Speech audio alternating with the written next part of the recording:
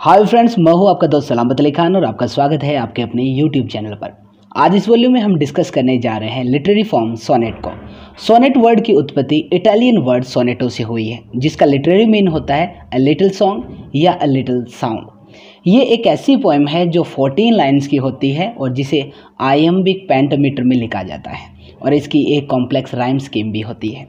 Iambic pentameter क्या होता है, इस पर हम आगे डिस्कस करेंगे। फिलहाल ध्यान रखिएगा कि कोई भी ऐसी पोएम जो 14 लाइन्स की हो और जिसे आयम्बिक पेंटामीटर में लिखा जाए उसे सोनेट कहा जाता है। सोनेट की उत्पत्ति जो हुई है वो इटली में हुई है।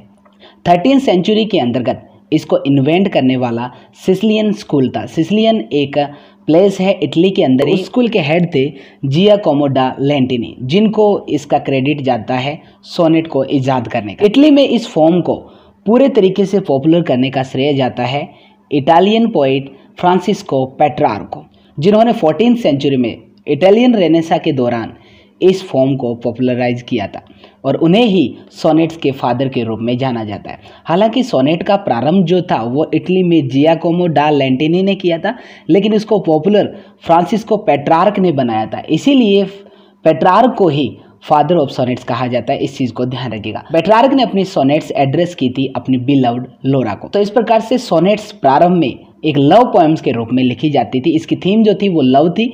इसके बाद इसको अलग अलग पोइट्स ने बहुत सारे थीम्स के अंदर कन्वर्ट कर दिया।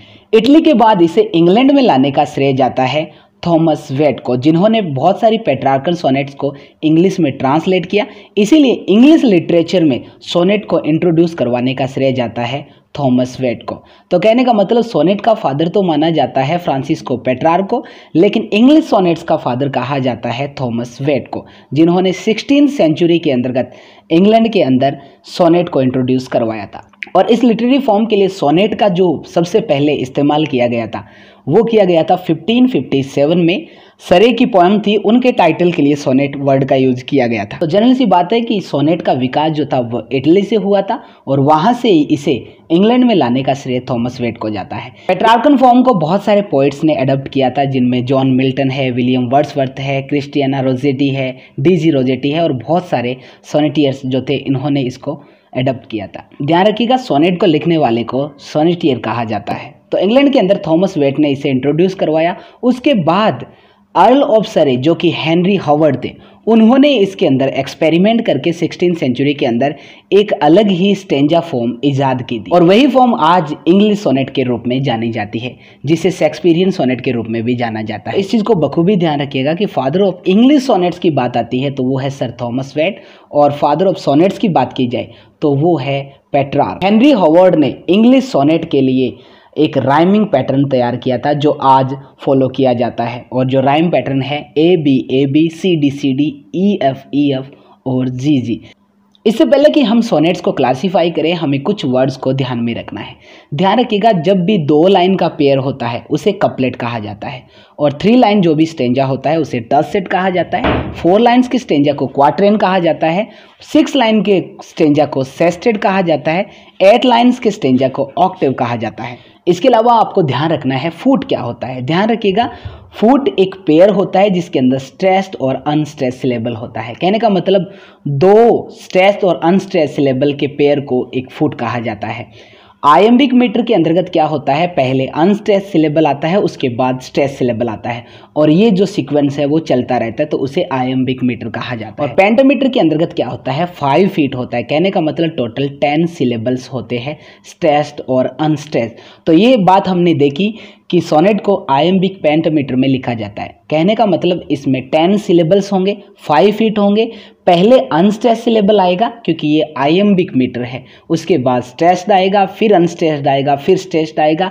इस प्रकार से 5 फीट इसमें रहेंगे और इसे ही आयम्बिक पेंटामीटर कहा जाता है। और सोनेट की सबसे बड़ी खासियत ये है कि वो आयम्बिक पेंटामीटर में लिखी जाती है। जरूरी नहीं है कि 14 लाइन्स की पोएम को सोनेट ही कहा जाए जब तक वो आयम्बिक पेंटामीटर में नहीं लिखी जाए। सोनेट्स के टाइप की बात की जाए तो ट्रेडिशनली इसके 2 टाइप पॉपुलर है, पेट्रार्कन सोनेट और इंग्लिश सोनेट, जो कि राइमिंग पैटर्न पर डिपेंड है। मतलब 14 लाइन्स को अलग अलग हिसाब से यूज किया था पेट्रार्क ने और उसके बाद विलियम शेक्सपियर ने। तो राइमिंग पैटर्न के आधार पर सोनेट के दो ही प्रकार होते हैं। इसके अलावा हम एक तीसरा प्रकार स्पेंसरियन सोनेट भी देखेंगे। फिलहाल हम बात करने जा रहे हैं पेट्रार्कल सोनेट की।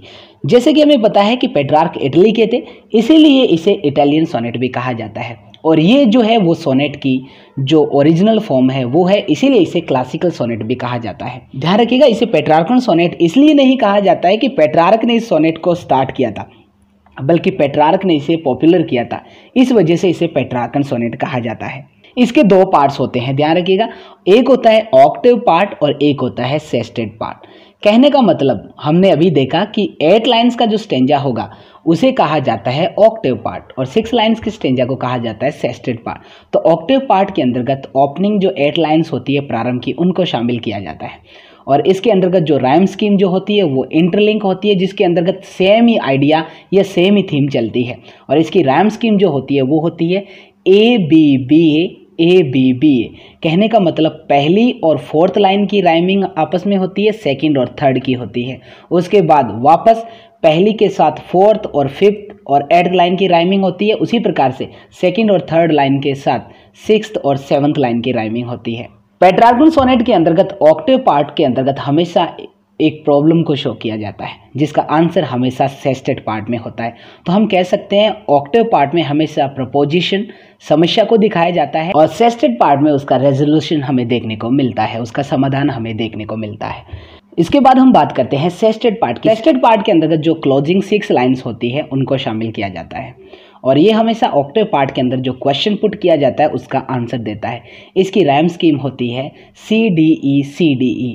मोस्टली ट्रेडिशनल में इसकी ये राइम होती है। इसके अलावा कभी कभी ये राइम भी हमें देखने को मिलती है CDC, जिसे सिसिलियन सेस्टेड भी कहा जाता है। पेट्रार्कल सोनेट के अंतर्गत जो एक महत्वपूर्ण टर्न आता है एक्सप्रेशंस के अंदर, उसे कहा जाता है वोल्टा, जो कि हमेशा 9th लाइन के अंतर्गत आता है। ऑक्टेव पार्ट के अंतर्गत पोइट अपनी प्रॉब्लम को बताता है और जैसे ही 9th लाइन आती है उसका मूड चेंज हो जाता है और इस चेंज ऑफ मूड को ही वोल्टा कहा जाता है। इस चीज को ध्यान रखिएगा। सामान्यतः वोल्टा जो है वो बट का सेंस रखता है, जो हमेशा ऑक्टेव पार्ट के विरोधाभास में यूज किया जाता है। इसके साथ ध्यान रखिएगा, पेट्रार्कल सोनेट को इटालियन और क्लासिकल सोनेट कहने के साथ साथ मिल्टनिक सोनेट भी कहा जाता है, क्योंकि मिल्टन ने इस फॉर्म को बहुत ज़्यादा पॉपुलर किया था। उन्होंने 24 सोनेट्स लिखी थी, 19 इंग्लिश में और 5 लैटिन के अंतर्गत। और मिल्टनिक सोनेट की जो थीम होती है वो मोस्टली स्पिरिचुअल होती है, अध्यात्म से संबंधित होती है। तो सोनेट्स की थीम का जो विकास क्रम प्रारंभ हुआ था वो लव पोएम के रूप में हुआ था। इसके बाद मिल्टन ही पहले व्यक्ति थे जिन्होंने पॉलिटिक्स की थीम को इस सोनेट में शामिल किया था। इसके अलावा जॉन डन पहले व्यक्ति माने जाते हैं जिन्होंने सोनेट के अंदर रिलीजन की थीम को शामिल किया था। मिल्टनिक सोनेट हमेशा इंटरनल स्ट्रगल और कन्फ्लिक्ट जो है उसको एग्जामाइन करने के लिए लिखी जाती है, बजाय इसके कि मटेरियल वर्ल्ड की थीम को इसमें शामिल किया जाएगा। लेकिन ध्यान रखिएगा, पेट्रार्कल सोनेट जो है वो पूरी तरीके से मिल्टन ने फॉलो नहीं की है। पेट्रार्कल की जो मेन स्ट्रक्चर है वो मिल्टन ने जरूर फॉलो की है, लेकिन पेट्रार्कल सोनेट के अंतर्गत हमें वोल्टा देखने को मिलता है, उसमें इंजैममेंट नहीं होता है। कहने का मतलब 8th लाइन जब कंप्लीट हो जाती है तो 9th लाइन के अंतर्गत ही पोइट का मूड जो है वो चेंज होता है। लेकिन मिल्टनिक सोनेट के अंतर्गत क्या है, ये जो चेंज ऑफ मूड जो है वो हमें इंजैममेंट के रूप में देखने को मिलता है। इंजैममेंट कहा जाता है नो एंड स्टॉप। कहने का मतलब जो लाइन है वो अगली लाइन से कनेक्ट होती है, वो वहीं पे खत्म नहीं होती है। हम मिल्टनिक सोनेट के अंतर्गत हम देखेंगे कि 8th लाइन का जो एक्सप्रेशन है वो 9th लाइन में भी इंक्लूड है, मतलब सडन चेंज नहीं आता, इंजैममेंट के रूप में आता है। जैसे देखिए, on his blindness John Milton की लिखी हुई है, उसकी 8th लाइन है I fondly ask but patience to prevent. यहाँ पर 8th लाइन कंप्लीट हो जाती है, तो इसका मतलब 9th लाइन के अंतर्गत एक अलग ही एक्सप्रेशन पोइट के मूड में आना चाहिए। लेकिन ये प्रिवेंट का जो एक्सप्रेशन है वो यहीं पे खत्म नहीं हुआ है, दैट मोमेंट, ये जो फ्रेज है वो इसके साथ कनेक्ट है, तो इसे कहा जाता है इंजैममेंट। कहने का मतलब अभी एक्सप्रेशन में स्टॉप नहीं हुआ है 8th लाइन पे, 9th लाइन में भी वो कंटिन्यू है। तो ध्यान रखिएगा, मिल्टनिक सोनेट के अंतर्गत हमें इंजैममेंट देखने को मिलता है, जो हमें पेट्रार्कल सोनेट में देखने को नहीं मिलता है। हालांकि इस खासियत के अलावा बाकी सारी की सारी जो फीचर्स जो है वो मिल्टनिक और पेट्रार्कल सोनेट की सेम ही होती है। इसके अलावा सोनेट में हमें वोल्टा और इंजैममेंट के अलावा सिजुरा भी देखने को मिलता है। सिजुरा कहा जाता है पोएटिकल पॉज को, एक विराम होता है जो या तो कोमा या सेमीकोलन या पीरियड, जिसे फुल स्टॉप के रूप में हम यूज करते हैं, के माध्यम से शो किया जाता है। कहने का मतलब जो पोइट के एक्सप्रेशन में पूरी तरीके से विराम आ जाता है तो वो अपने नए एक्सप्रेशन शुरू करने के लिए या कॉमा या सेमीकोलन या पीरियड का यूज करता है, और ये लाइन के बीच में ही होता है, ये नहीं है कि ये लाइन के लास्ट में होता है। जैसे ऑन हिज ब्लाइंडनेस की ही एट लाइन हम देखते हैं आई फॉन्डली आस्क, इसके बाद कॉमा का यूज किया गया। कहने का मतलब यहाँ पर एक्सप्रेशन पोइट का जो था उसमें उसने एक पोइटिकल पॉज दिया है, एक विराम दिया है, और अब उसके एक्सप्रेशन आगे बढ़ रहे हैं, तो इसे कहा जाता है सीजर। इसके अलावा आप देखिए 10th लाइन के अंदर आइदर मैन्स वर्क और हिज ऑन गिफ्ट्स, यहाँ पर लाइन जो है वो पीरियड के माध्यम से खत्म हो चुकी है। फुल स्टॉप देखिए, यहाँ पर इसे पीरियड ही कहा जाता है, और यहाँ पर ये सीजर जो है वो हमें देखने को मिलता है। उसके बाद आगे के एक्सप्रेशन अलग है। तो सोनेट के अंतर्गत वोल्टा, इंजैबमेंट और सीजर, ये हमें 3 प्रकार के लिटरेरी डिवाइसेस और देखने को मिलती है। तो ये थी पेट्रार्कन सोनेट, जिसे मिल्टनिक सोनेट, क्लासिकल सोनेट और इटालियन सोनेट भी कहा जाता है। दूसरा जो सोनेट का प्रकार है वो है इंग्लिश सोनेट। ये हमें पता है कि सोनेट का प्रारंभ इटली में हुआ था, और इटली से इंग्लैंड में लाने का श्रेय जो जाता है वो थॉमस वेट को जाता है। इसके अलावा जो अर्ल ऑफ सरे थे, उन्होंने 16th सेंचुरी के अंतर्गत कुछ एक्सपेरिमेंट करके एक अलग ही स्टेंजा इजाद किया, जिसे इंग्लिश सोनेट के रूप में जाना जाता है, और इसे ही शेक्सपियरियन सोनेट कहा जाता है। हेनरी होवर्ड यानी कि अर्ल ऑफ सरे ही पहले व्यक्ति थे जिन्होंने इंग्लिश सोनेट्स को सबसे पहले कंपोज किया था। हालांकि इंग्लैंड के अंतर्गत सोनेट को इंट्रोड्यूस करवाने का श्रेय जाता है वो सर थॉमस वेट को जाता है। इसे शेक्सपियरियन सोनेट इसलिए कहा जाता है क्योंकि शेक्सपियर ने इसे सबसे ज़्यादा पॉपुलराइज किया था। पेट्रार्कन सोनेट के अंतर्गत 14 लाइन्स को ऑक्टेव और सेस्टेड पार्ट में बांटा गया था, लेकिन शेक्सपियरियन सोनेट के अंतर्गत हमें 4 स्टेंजा देखने को मिलेंगे। कहने का मतलब 3 क्वार्टरेंट्स होंगे, मतलब प्रत्येक क्वार्टरेंट में 4 लाइन होती है, और फाइनल जो होगा वो होगा कपलेट 2 लाइन्स का पेयर। तो इस प्रकार से ये होती है 14 लाइन्स कंप्लीट शेक्सपियरियन सोनेट के अंदर। पेट्रार्क ने ऑक्टेव पार्ट का यूज प्रॉब्लम को शो करने के लिए किया था और सेस्टेड को उसका सॉल्यूशन के रूप में पेश किया, लेकिन शेक्सपियर 3 ओपनिंग क्वार्टरेंट के अंतर्गत एक आइडिया को पूरे तरीके से डेवलप करता है, जिसमें डिफरेंट इमेजेस के थ्रू वो फाइनल कंक्लूजन पर पहुंचता है, और ये जो कंक्लूजन शो किया जाता है ये लास्ट कपलेट में शो किया जाता है। ध्यान रखिएगा, शेक्सपियरियन सोनेट के अंतर्गत भी पोइट के मूड में हमें चेंज देखने को मिलता है। तो यहाँ पर भी जो है वो वोल्टा हमें देखने को मिलता है जो फाइनल कपलेट में आता है। कहने का मतलब 13th लाइन में, 13वीं लाइन में हमें वोल्टा देखने को मिलता है। तो ये नहीं है कि वोल्टा केवल पेट्रार्कन सोनेट में ही पाया जाता है, ये शेक्सपियरियन या इंग्लिश सोनेट में भी पाया जाता है। शेक्सपियरियन सोनेट या इंग्लिश सोनेट की जो मेन थीम रही है वो रही है लव और फ्रेंडशिप। शेक्सपियर ने 154 सोनेट्स लिखे हैं, जिनमें से 126 जो है वो उन्होंने अपने फ्रेंड को एड्रेस किए हैं, WH को, अपनी यूथ में, और बाकी के जो 28 सोनेट्स बच जाते हैं लास्ट के, वो एक डार्क लेडी को किए हैं, मतलब एक ऐसी औरत को जिसके बारे में कोई भी जानकारी उपलब्ध नहीं है। शेक्सपियरियन सोनेट की जो राइमिंग जो इजाद की थी वो की थी हेनरी होवर्ड ने, जो कि अब फॉलो की जाती है AB CD CD EF और GG। फाइनल कपलेट जो होता है वो हमेशा राइमिंग होता है। हालांकि ट्रेडिशनल सोनेट की बात की जाए तो वो हमेशा आयम्बिक पेंटामीटर में लिखी जाती है और 14 लाइन्स उसमें होती है, लेकिन विलियम शेक्सपियर ने जो 154 सोनेट्स लिखे हैं उसमें से 3 सोनेट्स ऐसे हैं जो इस ट्रेडिशनल कॉन्सेप्ट को फॉलो नहीं करते। उनमें से पहली है सोनेट नंबर 99, जिसमें 15 लाइन्स हमें देखने को मिलती है। इसके अलावा 126 नंबर जो सोनेट है उसके अंतर्गत 12 लाइन्स है, कहने का मतलब 6 पेंटामीटर कपलेट्स है इसमें। इसके अलावा 145th जो सोनेट है वो आयम्बिक पेंटामीटर में नहीं लिखी गई है बल्कि आयम्बिक टेट्रामीटर में लिखी गई है, कहने का मतलब 4 पेयर्स ऑफ अनस्ट्रेस्ड और स्ट्रेस्ड। तो ये था राइमिंग स्कीम के आधार पर सोनेट का क्लासिफिकेशन। शेक्सपियरियन सोनेट को ही थोड़ा सा और मॉडिफाई एडमंड स्पेंसर ने कर दिया था और एक अलग ही सोनेट की फॉर्म इजाद कर दी थी जिसे स्पेंसरियन सोनेट कहा जाता है। ये भी शेक्सपियरियन सोनेट की तरह 4 स्टेंजाज में ही डिवाइड होती है और जो क्वार्टरेंट्स जो होते हैं वो हमेशा इंटरलॉक होते हैं, कहने का मतलब उनकी राइमिंग जो है वो आगे भी कंटिन्यू मैच रहती है और इसे भी आयम्बिक पेंटामीटर में ही लिखा जाता है। इसके अंदर भी 3 क्वार्टरेंट्स होंगे और फाइनल कपलेट होगा। स्टार्टिंग के क्वार्टरेंट में एक सिमिलर थीम देखने को मिलती है और फाइनल जो कपलेट होता है वो एक कंक्लूजन पेश करता है। इसकी राइम स्कीम होती है वो इंटरलिंक होती है, जैसे AB AB, BC BC, CD CD और EE। फाइनल जो कपलेट होता है वो राइमिंग कपलेट होता है। ध्यान रखिएगा, विलियम शेक्सपियर ने 154 सोनेट्स लिखे थे और जॉन मिल्टन ने 24 सोनेट्स लिखे थे, लेकिन इंग्लिश लिटरेचर में सबसे ज़्यादा सोनेट्स लिखने का जो रिकॉर्ड अब तक है वो है विलियम वर्ड्सवर्थ के नाम, जिन्होंने लगभग 400 सोनेट्स लिखे हैं, किसी भी दूसरे पोइट से ज़्यादा। तो ये थे मेजर टाइप्स ऑफ सोनेट। इसके अलावा कुछ माइनर टाइप्स भी है जो सोनेट के रूप में देखी जाती है। हालांकि एग्जाम के लिहाज से तो आपको इतना ही ध्यान रखना है कि सोनेट जो है वो 14 लाइन्स की होती है, एक आयम्बिक पेंटामीटर में लिखी जाती है और इसकी एक कॉम्प्लेक्स राइम स्कीम होती है।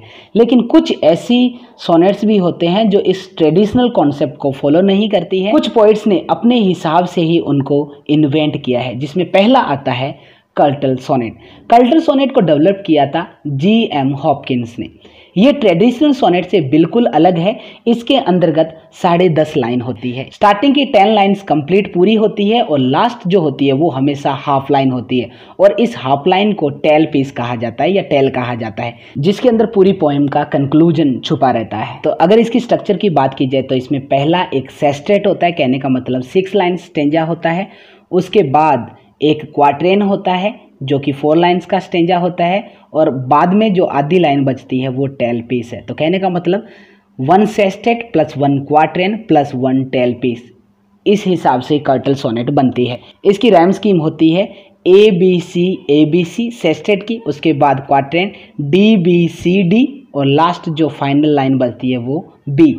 या हो सकता है इसकी राइम स्कीम हो ABC DCBD और जो फाइनल लाइन जो है वो 8वीं लाइन के साथ कनेक्ट हो सकती है। G.M. हॉपकिंस की 2 सोनेट्स पाइड ब्यूटी और पीस इसका बेहतरीन एग्जाम्पल कहा जा सकता है। पाइड ब्यूटी के अंतर्गत देखिए लास्ट लाइन जो आपको शो हो रही है वो आधी लाइन है। स्टार्टिंग की 6th लाइन एक सेस्टेट हो गया, बाकी की 4th लाइन एक क्वाट्रिन हो गया, लास्ट टेल पीस बचा है। इसके अलावा एक सोनेट का माइनर टाइप है रिवर्सल सोनेट। इस सोनेट को इंट्रोड्यूस करवाया था रूपर्ट ब्रूक ने। इसका प्रारंभ होता है एक कपलेट से, जिसके बाद 3 क्वाट्रेंट्स आते हैं। कहने का मतलब जो हमने इंग्लिश सोनेट देखी है उसकी उल्टी स्ट्रक्चर जो है वो हमें रिवर्सल सोनेट के अंतर्गत देखने को मिलती है। इंग्लिश सोनेट के अंतर्गत स्टार्टिंग में 3 क्वाट्रेंट्स थे, उसके बाद फाइनल कपलेट था, लेकिन इसमें पहले कपलेट आएगा उसके बाद 3 क्वाट्रेंट्स आएंगे। इसके अलावा रशियन नॉवेलिस्ट अलेक्जेंडर पुस्किन ने भी एक सोनेट को पॉपुलराइज किया था, जिसे अनेजिन स्टेंजा सोनेट के नाम से जाना जाता है या पुस्किन स्टेंजा सोनेट के नाम से जाना जाता है। ये जो है वो आयम्बिक पेंटामीटर में नहीं लिखी होकर आयम्बिक टेट्रामीटर में लिखी जाती है। ये जो होती है वो 16 लाइन्स की होती है। इसमें स्टार्टिंग के 4 क्वाट्रेंट्स होते हैं और एक क्लोजिंग कपलेट होता है। इंडियन राइटर विक्रम सेठ ने इस पैटर्न को अपने verse novel the Golden Gate में यूज किया है। इसके अलावा सोनेट का एक और प्रकार देखने को मिलता है जिसे टर्जा रिमा सोनेट या डायस्पर सोनेट कहा जाता है। डायस्पर जो है वो एक ग्रीक वर्ड है जिसका मतलब होता है स्कैटर अब्रॉड, बिखरा हुआ। ये फॉर्म जो है वो इंग्लैंड में 19th सेंचुरी में अपीयर हुई थी। इसे हमेशा टर्सेट में लिखा जाता है जिनकी राइमिंग हमेशा इंटरलॉक होती है। इसमें 4 टर्सेट्स पाए जाते हैं और फाइनल जो होता है वो एक हीरोइक कपलेट होता है जो एक इनवोकेशन के रूप में लिखा जाता है, एक आह्वान के लिए लिखा जाता है। इसे भी आयम्बिक पेंटामीटर में ही लिखा जाता है। इसके अंदर भी एक वोल्टा देखने को मिलता है जो कि 2nd टर्सेट के बाद 3rd टर्सेट में शुरू होता है। इसकी राइमिंग स्कीम जो होती है वो टर्सेट में हमेशा इंटरलॉक होती है। कहने का मतलब पहले टर्सेट की जो 2nd लाइन है वो नेक्स्ट टर्सेट की 1st और 3rd लाइन से मैच होती है। पीबी शेले की जो पोएम है Ode to the West Wind वो पूरी तरीके से टर्जा रिमा में लिखी गई है। प्रत्येक सेक्शन में हमें टर्जा रिमा सोनेट देखने को मिल सकती है। 70 लाइन्स की पूरी पोएम है Ode to the West Wind और जिसमें 14 लाइन्स के 5 सेक्शंस है। तो कहने का मतलब प्रत्येक सेक्शन जो है वो टर्जा रिमा में लिखा गया है। तो फिलहाल ये था सोनेट का बेसिक कॉन्सेप्ट, जिसमें आपको एग्जाम लेवल पर सोनेट्स का यही ध्यान रखना है कि ये 14 लाइन्स की पोएम है, आयम्बिक पेंटामीटर में लिखी जाती है और इसकी एक कॉम्प्लेक्स राइम स्कीम होती है। सोनेट की ट्रेडिशनल फॉर्म में ये सारी खासियत देखने को मिलती है, लेकिन बाद में बहुत सारे पोएट्स ने अलग अलग तरीके से सोनेट को इजाद कर दिया था। लेकिन ट्रेडिशनल में आपको 3 सोनेट ही ध्यान में रखने हैं, पेट्रार्कन सोनेट, शेक्सपियरियन सोनेट और स्पेंसरियन सोनेट। तो फिलहाल इस वॉल्यूम में इतना ही। मिलते हैं कल एक और नए टॉपिक के साथ, तब तक के लिए दीजिए इजाज़त। शब्बा खैर।